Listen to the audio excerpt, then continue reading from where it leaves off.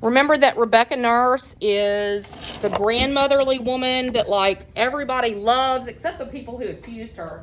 Who accused Rebecca Nurse of being a witch? Putnam, yes. And she accused her not only of being a witch, but she accuses her of something really wretched and horrible. What? Yeah, killing her babies. So the grandma of the village is accused of killing all these babies, right? And then we don't really know exactly what Martha Corey is accused of because it's not super clear, but it has something to do with her selling a pig to a guy and the pig later dying and the guy blaming her for killing the pig. Okay? But these are the three wives that are put on trial, and the husbands are going to go to try to save them, and they are bringing Mary Warren to testify that all that stuff that was going on in court was just pretend. Okay? Now, I can't remember if this class, did we get to those final lines of Act 2 or not? Where John Proctor says, you know, Mary says, if you go against Abigail, she'll cry lechery on you. Do you remember that? I mean, you read it at home, but I think we talked about it too. And he says, fine then. We are what we always were, but naked now. I naked, and God's icy wind will blow. Do you remember that? What does that mean? We are what we always were, but naked now. We were always like bad people, like behind those doors. Who's talking? I can't tell. Oh, Trinity, thank you. We were always like doing things behind closed doors when never was out. Yeah, man, no one is free of sin, right? So this town, as righteous as they seem to be, or maybe in some cases pretend to be, they have all done bad things, but it's gonna come to the surface now. Their sins are gonna be exposed. You need to know, jot this down somewhere, that Act 3 takes place 8 days later. So when Cheever and Herrick go to get Elizabeth from the Proctor home, it's 8 days before Proctor actually goes with his friends to free the wives, or to try to free the wives. Now, in the meantime, they've been getting names. There's like a petition that a lot of people signed saying that these are godly women. In the meantime, also Reverend Hale, who is a great character to write about, by the way. Reverend Hale has had a change of heart. If you recall, he went in to the village thinking he was going to do God's work, right? But at some point, it's coming up, but at some point in Act 2, he says, I've signed 72 death warrants, because he was a part of the court himself. But now he feels like the girls have been lying the whole time. So he has a change of heart. And that's going to cause him tremendous guilt, because now he believes that those 72 people he condemned to death are actually innocent. So they're all going to go into court, but it's been over a week.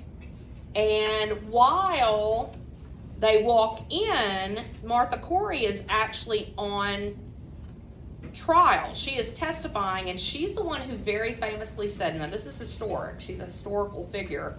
She very famously said, I am not a witch, I know not what a witch is. And then Judge Hawthorne said, then how do you know you're not one? Okay, pretty crazy stuff. All right, skip ahead to 94 in this book. Now, if you don't have this book, it's kind of the middle of the act, which is why y'all had to read everything on your own, because we can't read everything together. Look for where Danforth is talking to Mary, and he says, then you tell me that you sat in my court callously lying. Tell me when you find it. We there? Okay. All right, so let me get my cheat sheet with names here, because I still don't know everybody's names, which is kind of sad, but it's another casualty of this year. All right, so Aiden, you are going to read for Proctor. Let's see, Nicholas, you're going to read for Reverend Hale. Get my boys taken care of. David, you are going to read for Hawthorne. James, you are going to read for, I don't think I've given Paris to anybody yet. You're going to read for Paris, okay? I'm going to read for Danforth because he has to play this pretty mean, and I can do that. All right, let's take care of the ladies. Lola, you are going to be Elizabeth. Caitlin Bird, you are going to be Abigail. And Arden, you are going to be, who else do I want? Let me think. You're going to play Mercy, okay? And then Jalen, I'm going to get you to play Susanna. And I feel like I'm forgetting people, but I can fill them in if I need to. Oh, okay. Anaya, anytime it says girls, that's you. You're girls. Got it? Okay. All right. So, Mary has been dragged into court. Mary knows that when she says these girls are lying, they're going to turn on her. So she's right to be fearful. Okay. And you know, she's got this testimony that she signed that they were lying, and here's where Danforth cuts in. Okay. By the way, make a note of this. Danforth is the highest authority of the land. He is the one in charge. So anything that has been fooling the court, like these girls, he considers that being like making him look silly. Okay? All right, Kelly, what you doing back there? Looks like you're typing. Are you typing the notes I just said? That's good. Okay. All right. So Danforth is a proud man too, and that's going to be a problem for him. All right. So you tell me that you sat in my court callously lying when you knew that people would hang by your evidence. Answer me. Now, where's my Mary Warren? Oh, did I forget Mary Warren? Oh no. Okay, Elizabeth, read for Mary Warren. I did, sir. How were you instructed in your life? Do you know that God will damn all liars, or is it now that you lie? No, sir. I am with God now. You're with God now. Aye, sir. I'll tell you this, you're either lying now or you were lying in the court. And in either case, you've committed perjury and you will go to jail for it. Highlight this, y'all. You cannot lightly say you lied, Mary. Do you know that? I cannot lie no more. I am with God. I am with God. All right, so Danforth is the authority of the court, like we said, okay? But the court has been duped. They've been tricked. They have been, hoodwinked by these little girls. That is not cool, all right? So he's supposed to be the one seeking justice and seeking the truth. Yet when Mary comes forward with what we know is the truth, he tells her something like, you can't do this lightly. This is a serious thing, right? It's almost like he acknowledges that the truth is very inconvenient for him. Does that make sense to y'all? Okay. You need to kind of keep that in mind. Also, when they say things like God will damn a liar, y'all have to understand, if you are Puritan and you lied, especially over something as serious as this, you might spare your life because, if you said, yes, you're right, I'm a witch, they would let you live, okay? But you would, according to your beliefs, damn your soul. That's important. It's going to be, you've got to understand that to get the end of the book, okay? The Puritans had two choices. They could lie and say they were witches, and that would keep them alive, but it would damn their soul, okay? Or they could maintain their innocence and lose their physical life, but maintain their eternal soul. That's going to be really important for later. All right, so let's see. Cheever comes in. He's going to bring all the girls in because Danforth wants to question them. So up at Danforth, top of 95. These will be sufficient. Sit you down, children. Your friend Mary Warren has given us a deposition in which she swears she never saw familiar spirits, apparitions, nor any manifest of the devil. She claims as well that none of you have seen these things either. Now, children, this is a court of law, and the law is based upon the Bible, and the Bible is writ by Almighty God, and it forbid the practice of witchcraft and described death as the penalty thereof. But likewise, children, the law and Bible damn all bear us a false witness. Now then, it does not escape me that this deposition might be devised to blind us. It may well be that Mary Warren has been conquered by Satan, who sends her here to distract our sacred purpose. If so, her neck will break for it. But if she speak true, I bid you now drop your guile and confess your pretense, for a quick confession will go easier with you. Now he's going to question Abigail. Notice her behavior, okay? Abigail Williams, rise. Is there any truth in this? No, sir. Children of very augur bit will now be turned into your soul until your honesty is proved. Will either of you, because one of the girls is lying, will either of you change your positions now, or do you force me to hard questioning? I have not to change, sir. She lies. And you would still go on with this? I, sir. A poppet were discovered in Mr. Proctor's house, stabbed by a needle, and Mary Warren claims you sat beside her in court when she made it, and that you saw her make it and witnessed how she herself stuck her needle into it for safekeeping. What say you to that? It is a lie, sir. While you worked for Mr. Proctor, did you see poppets in that house? David Proctor always kept poppet. Okay, where's my Proctor? Your Honor, my wife never kept no poppets. Mary Warren confesses it was her poppet. Your Excellency, Mr. Cheever. Mr. Cheever's going to say that Elizabeth had told him that she had dolls when she was a child, but we'll skip that part. Proctor, she has not. She has not been a girl these 15 years, Your Honor. But a poppet will keep 15 years, will it not? It will keep it if it is kept, but Mary Warren swears she never saw no poppets in my house nor anyone else. Why could there not have been poppets hid where no one ever saw them? There might also be a dragon with 5 legs in my house, but no one has ever seen it. Yeah, Proctor is just more and more frustrated, and he's like, yeah, I could have all kinds of things in my house, like, a dragon with 5 legs, but no one's ever seen that either. In other words, he's calling out how absurd this court is, okay? All right, Paris. We are here, Your Honor, precisely to discover what no one has ever seen. Mr. Danforth, what profit this girl to turn herself about? What may Mary Warren gain but hard questioning and worse?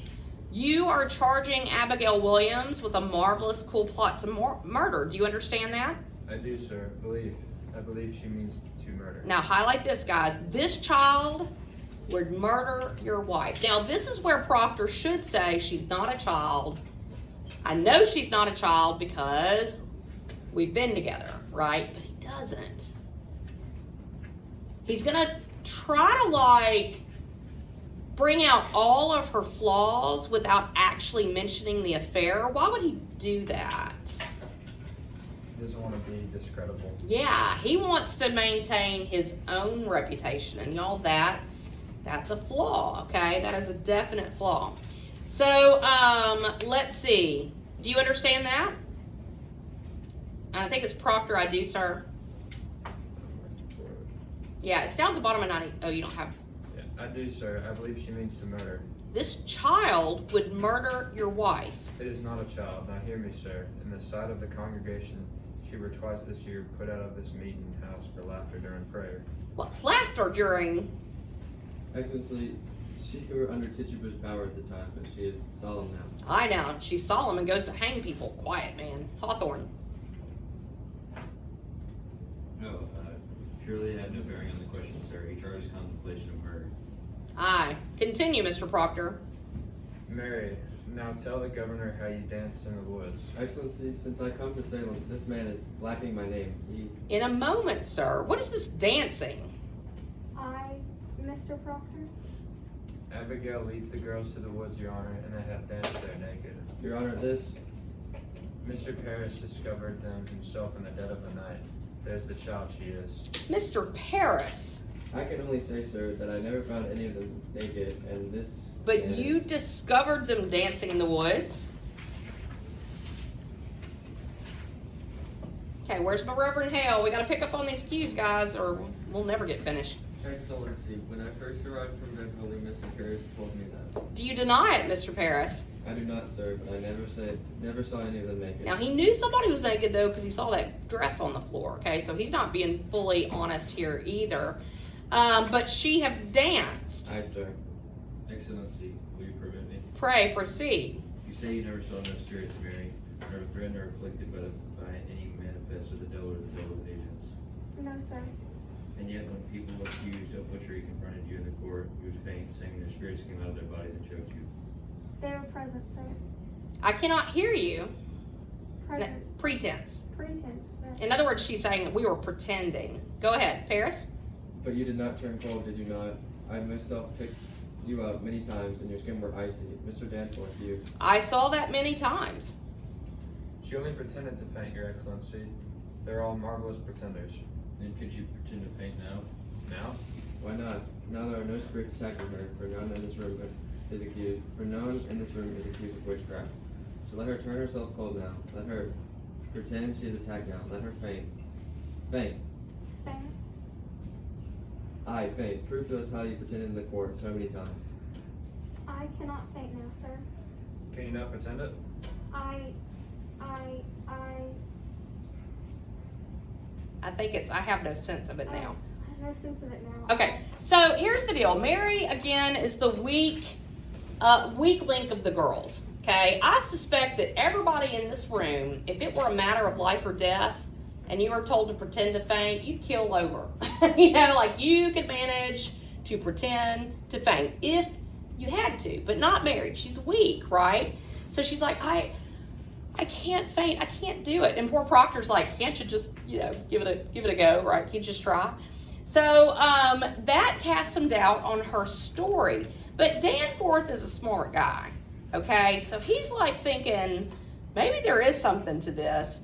And he's going to look at Abigail. So skip ahead about a page, okay? And in my book, it's on 100. Danforth looks at Abigail, and a worried look comes over his face. Because if Abigail's proven to be a liar, that's going to look bad on him, right? So Danforth says, Abigail, I bid you now search your heart and tell me this, and beware of it, child. To God, every soul is precious, and his vengeance is terrible on them that take life without cause. Is it possible, child, that the spirits you've seen are illusion only? Some deception that may cross your mind. So he gives her an out. He's like, maybe you just thought you were seeing spirits. Go ahead, Abigail. In the middle of 100, why this is a base question. Which book do you have? Oh, okay. So it's about a page ahead of where we were. Skim down for where Abigail speaks and says why this is a base question, sir. Got it? Yeah. Okay. You want me to read that? Yeah, please. Why this is a base question, sir. Child, I would have you consider it. I have been hurt, Mr. Danforth. I have seen my blood running out. I have been near murdered every day because I have done my duty, pointing out the devil's people, and this is my reward, to be mistrusted, denied, questioned like this. Child, I do not mistrust you. Let you beware, Mr. Danforth. Think you to be so mighty that the power of hell may not turn your wits. Beware of it. There is. And suddenly, her face looks into the air above, and she's got this truly frightened look on her face. So Abigail is this fantastic actress, right? And when she starts to get questioned, she doubles down. Y'all know what I mean by that? Like, he's like, you sure? And she's like, well, I don't want to answer that question. That's a silly question. And she turns it around on him. She says, do you think you are so high and mighty that you can't be turned by the devil? That's a threat. That's a threat. So if you're going to end up writing about Abigail, that's a good passage to look at because she has got, wow, guts. I mean, she's not scared. She's willing to do whatever it takes. And she's got to put on an act, too. So she's going to be staring up at the sky. And Danforth is like, what is it, child? I know not, a wind cold wind has come. And her eyes are going to fall on poor Mary Warren. Mary. Abby? Your Honor, I freeze. They're pretending. Where's my hawthorn? I'm confused where we are again. Wait, never mind, I see it. She is cold, Your Honor, touch her. Mary, do you send this shadow on me? Lord save me. I freeze. It is a wind. Abby, don't do that. Mary Warren, do you witch her? I say to you, do you send your spirit out? Now Mary is like, she knows she is in trouble. So she starts to like yell and scream and run, and Proctor grabs her. Mary. Let me go, Mr. Proctor. I cannot. Oh, Heavenly Father, take away this shadow. Now, Proctor's had enough. This is a climactic moment, folks. Put a big old star next to this, or highlight it or something. Without warning or hesitation, Proctor leaps at Abigail, grabs her by the hair, pulls her to her feet. She screams out, and Danforth's like, what are you doing? And Proctor finally, who has had enough, says, where's my Proctor? How do you call heaven whore? Yeah, I've had that yelled so many times. You underplayed that a little bit. He's like, she's a whore. So finally he comes out with the truth, right? Now, if you skip a couple of lines, Danforth says something like, man, what do you... It is a whore. You charge. Mr. Danforth, he is lying. Mark her, thou shalt suck a scream to stab me with, but You'll prove this. This will not pass. I have known her, sir. I have known her. You are a lecher? John, you cannot say such a thing. Oh, Francis, I wish you had some evil in you that you might know to me. A man will not cast away his good name. You surely know that. Yeah, highlight that. So Proctor has put it all on the line, okay? He was trying so hard to maintain his own reputation, but he finally has had enough, and he says, she's a whore. I've known her. In other words, we've had this affair, right? And he says, a man does not cast aside his name for any kind of light reason. So that should do it. I mean, at this point, they should be able to look at Abigail, not as a child, but as the, seductress that she is. But again, it's not convenient for them to see that. Danforth says, in what time, in what place? In the proper place, where my beasts are bedded. On the last night of my joy, some 8 months past, she used to serve me in my house, sir. A man may think God sleeps, but God sees everything. I know it now. I beg you, sir, I beg you. See her what she is. My wife, my dear good wife, took this girl soon after, sir, and put her out on the high road. And being what she is, a lump of vanity, sir. Excellency, forgive me. She thinks to dance with me on my wife's grave. And well she might, for I thought of her softly. God help me, I lusted, and there is a promise in such way. But it is a whore's vengeance, and you must see it. I set myself entirely in your hands. I know you must see it now. Yeah, and Proctor trusts that that's going to be enough to, take care of the whole misunderstanding, right? You probably want to highlight some of this too, especially she thinks to dance with me on my wife's grave, right? And then Danforth looks at Abigail and says, you deny every scrap and tittle of this? If I must answer that, I will leave and I will not come back again. Yeah, Abigail's got a pretty childish answer. Well, if I have to answer that, I'll just leave, right? Proctor.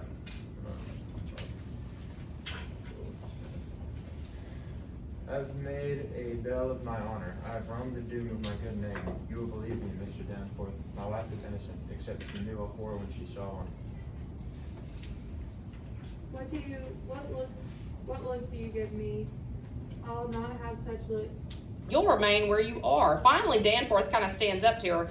Mr. Paris, go into the court and bring good wife Proctor out. Your Honor, this is all. Bring her out and tell her not one word of what's been spoken here. And let you knock before you enter. Now we shall touch the bottom of this swamp. Your wife, you say, is an honest woman. In her life, sir, she has never lied. There are them that cannot sing, and them that cannot weep. My wife cannot lie. I have paid much to learn it, sir. When she put this girl out of your house, she put her out for a harlot Aye, sir. and knew her for a harlot. Aye, sir. She knew her for a harlot. What's a harlot, y'all?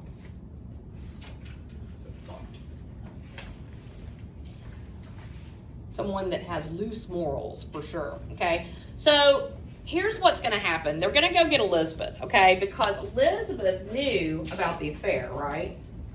So they're gonna get Elizabeth. She's been in jail for over a week. She has no idea what is going on, okay? She's gonna come in, but Danforth's gonna have Proctor and Abigail with their back to the door. So when she comes in, it's gonna be her natural inclination to try to figure out what's going on and read some clues off of her husband's face, but he's not turned her way. So they're gonna question her about it, and here's what happens, okay? All right, so skip ahead a little bit to, let's see, where Danforth says, "Come here, woman." Do you see it's the next page? Everybody see that? Okay. Who was my Elizabeth, just to make sure? Okay. "Come here, woman. Look at me only, not at your husband. In my eyes only." Good sir. We are given to understand that at one time you dismissed your servant, Abigail Williams. That is true, sir. For what cause did you dismiss her? You'll look in my eyes only, not at your husband. The answer's in your memory, and you need no help to give it to me. Why did you dismiss Abigail Williams? She dissatisfied me and my husband. In what way dissatisfied you? She were Woman, look at me, where she's slovenly, lazy. What disturbance did she cause? Your Honor, in that time I were sick, and my husband is a good and righteous man. He is never drunk as some are, nor wasted his time at the shovel board, but always at his work. But in my sickness, you see, sir, I were a long time sick after my last baby, and I thought I saw my husband somewhat turning from me.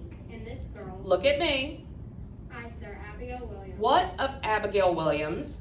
I came to think he fancied her, and so one night I lost my wits, I think, and put her out on the high road. Okay, so she's being super evasive, right? Why?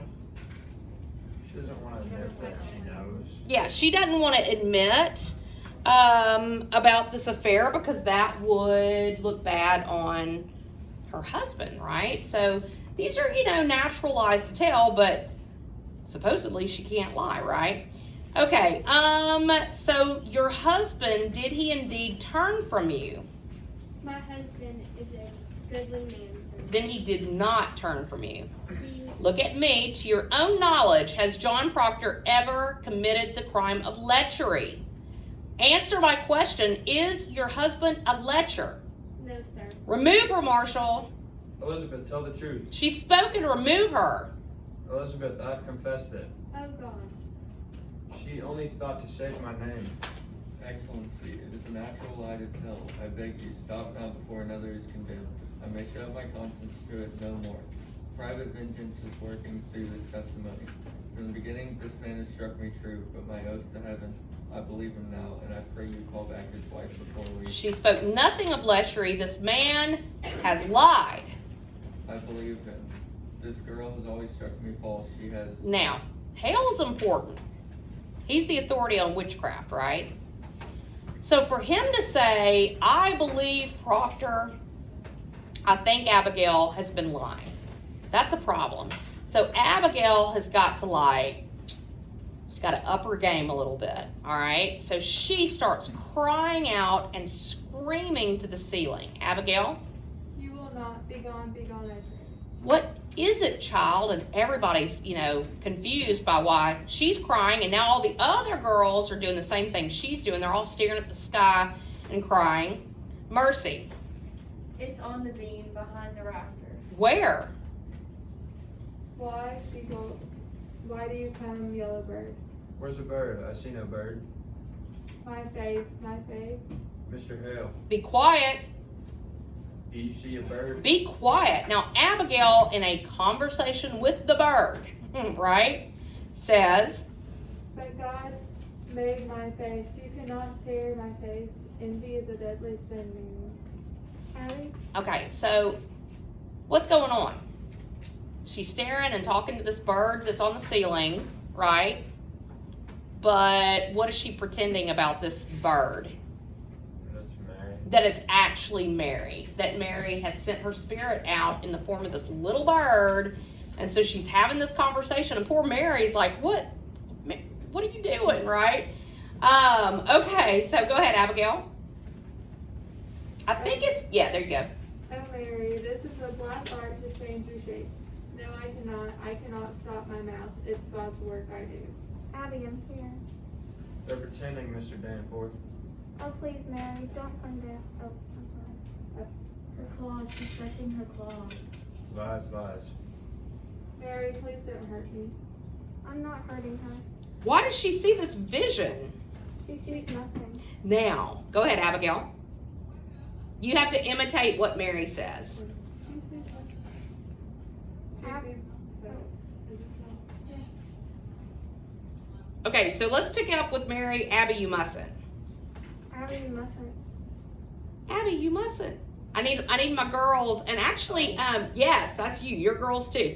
So, have you all ever had a sibling that's like mimicked everything you said, and it's like drives you crazy? Well, this truly does drive Mary beyond the edge because they're going to mimic everything she says, and it's so ridiculous for us. We see it, but Danforth again believes all of this. I think because it's convenient for him to do so. Okay. All right, so let's pick up with Mary Warren, who says she sees nothing. She sees nothing. She sees nothing. Come on, girls. She sees nothing. Go ahead, Mary. Abby, you mustn't. Abby, you mustn't. I'm here, I'm here. I'm here, I'm here. Mary Warren, draw back your spirit out of them. Mr. Danforth. Mr. Danforth. Have you compacted with the devil? Have you? Never, never.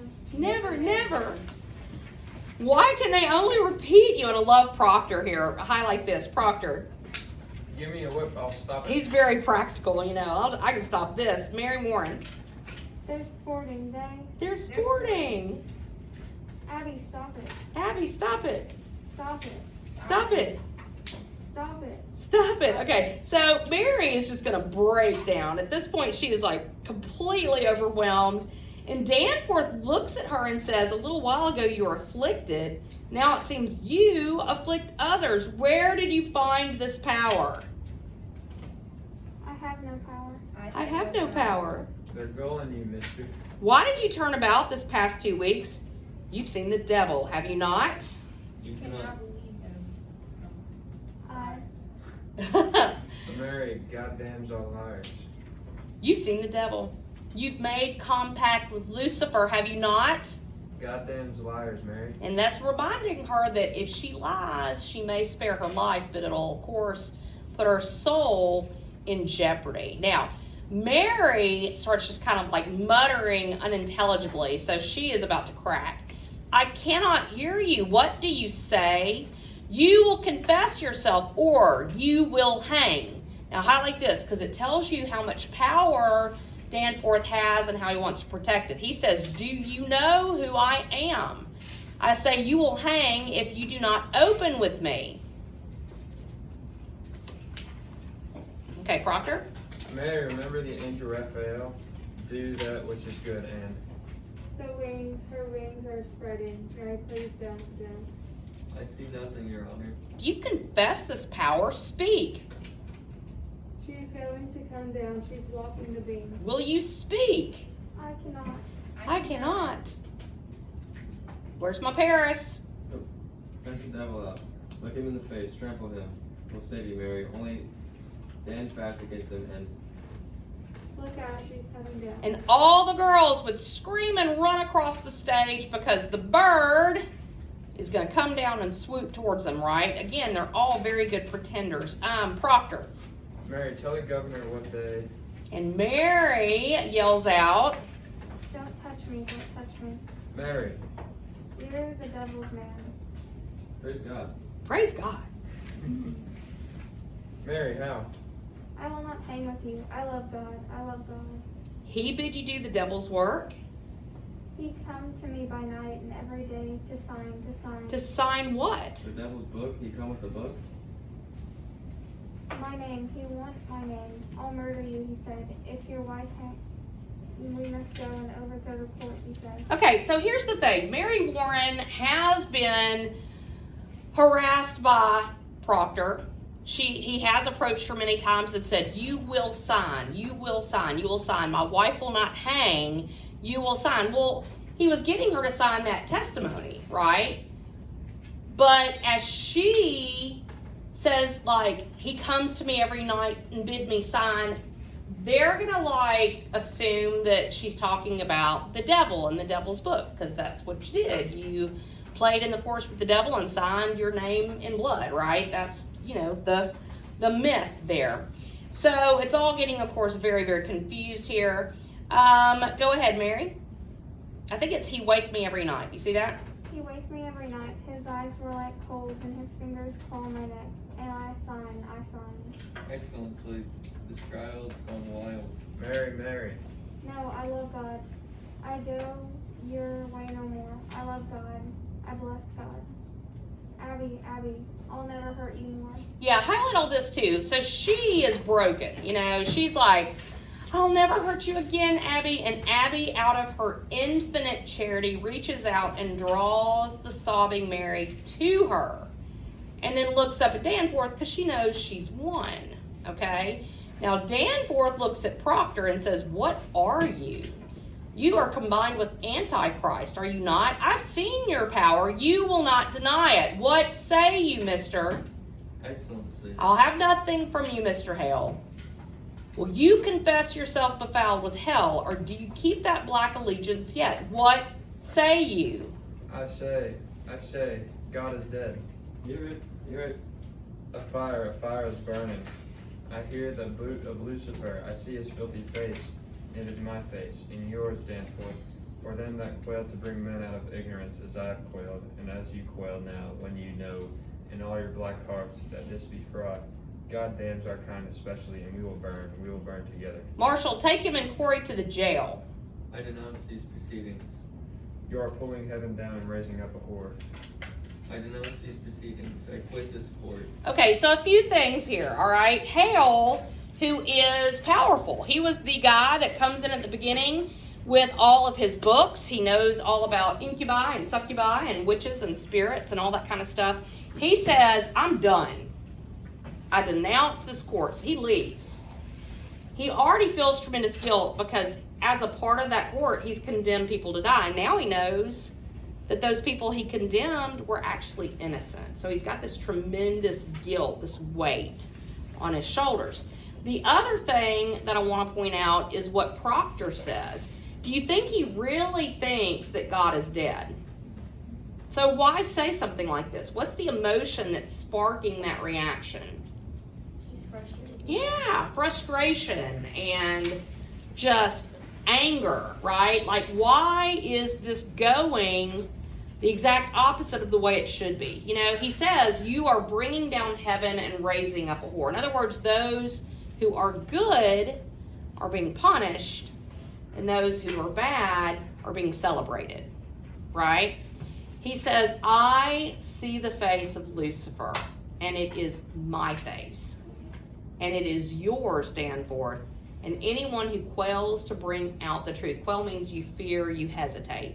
So why does he say, I see the devil's work, and I've done the devil's work, essentially? Like, how does he see himself falling into that trap? What did he do or not do that is a problem? Yeah. He did like he hesitated to help his wife. He did not go tell the truth. That's right. He hesitated. And he believes that Danforth also can see the truth, but hesitates to acknowledge it. And why would Danforth do that? It's very important y'all understand this. His reputation, that's right. He believes that anything that was decided by the court reflects on him. Now, did I tell you about the hanging judge, Hawthorne? Jot this down before I finish, and then we'll be finished, okay? Write this down. So there are two judges in the story. There are actually more than that historically, but there are two in the story. Danforth is the head judge. And historically, he was a reasonable guy, right? Hawthorne was the merciless judge. He was called the hanging judge of the Salem witch trials. So at every turn, he wanted to punish everybody. He was also the only judge that never recanted, that never said, we made a mistake. That's going to be important for later. So I want you to remember that name, okay? All right, and I think we're done for the day. Might have a minute or two. I'm not even sure what time class is over. But you need to, of course, make sure you finish the play, mark it up, think about the character you want to write about because that is coming, okay?